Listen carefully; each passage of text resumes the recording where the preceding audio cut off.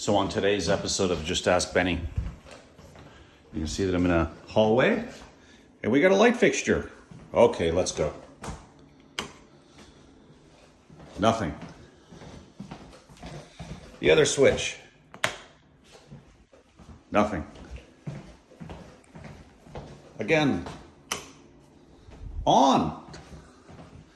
And again. Off. And again. Nothing. So that's a three-way light switch, meaning there's two switches for one light fixture. And yes, this is miswired.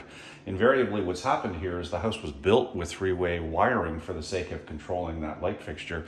And somebody messed it up because they didn't know what they were doing with the light switches. It's an easy fix. Give us a call for your next home inspection. You have a great day.